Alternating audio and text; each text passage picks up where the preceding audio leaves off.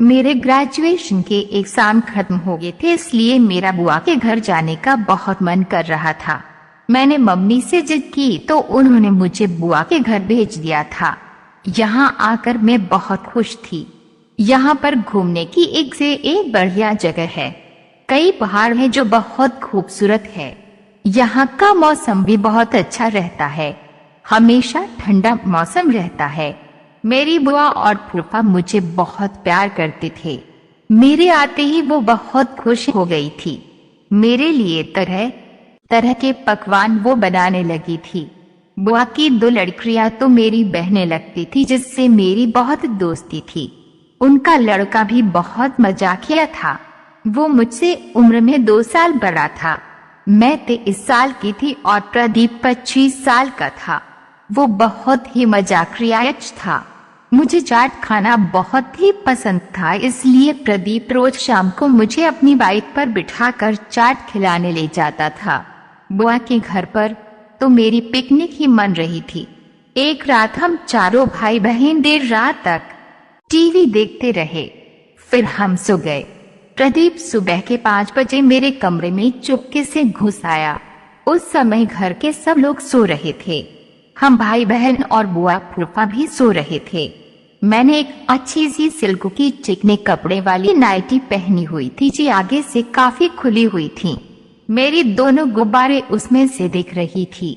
प्रदीप चुपके से मेरे बगल ही आकर लेट गया और गुब्बारों को हिलाने लगा। मैं गहरी नींद में सो रही थी, क्योंकि रात 2 बजे तक मैं टीवी देख रही थी।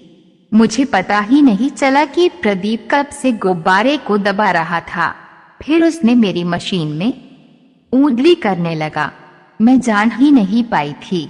आधे घंटे बाद फिर मेरी आंख खुल गई। मैं प्रदीप को रंगे हाथों पकड़ लिया। प्रदीप, तुम मेरे कमरे में, और तुम मुझे देखते ही वो डर गया था। प्लीज तुम मम्मी से कुछ मत कहना, प्रदीप बोला तो मैं मान गई। धीरे धीरे हम दोनों एक दूसरे को भरी नजरों से देखने लगे। मेरे समझ में नहीं आ रहा था कि क्या करूं। उससे खुदाऊं कि ना खुदवाऊं। मैंने कहा, भाई आज तुम मेरी मशीन में अपना औजार डालकर कस दो। उसके बाद मेरे बुआ के लड़के प्रदीप ने नारा खोल दिया। दोस्तों, मेरे पैर भी बहुत खूबसूरत थे। फिर मेरी भरी हुई गुलाबी मशीन के दर्शन उसे हो गए थे।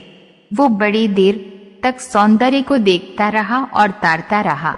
फिर आखिर में उसने मेरी मशीन पर अपना हाथ रख दिया। मैं शर्मा गई। बहन, तेरी मशीन बहुत सुंदर है। मुझे ये सुनकर गर्व हुआ। किसी ने तो मेरी मशीन की तारीफ की।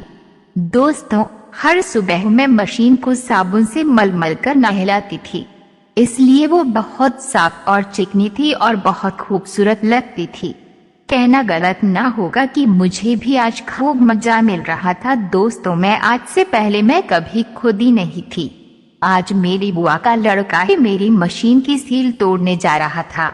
उसने मेरी मशीन के सामने पर औजार को रख दिया और जोर का धक्का मारा। सील टूट गई और औजार अंदर घुस गया। पट-पट की आवाज मशीन से आ रही थी। लग रहा था कि बच्चे खेल रहे हैं और ताली बजा रहे हैं। अब जब भी मैं अपनी बुआ के घर जाती हूँ, प्रदीप मेरी ढोल बजाता है। मैं भी खुशी खुशी बजवा लेती हूँ।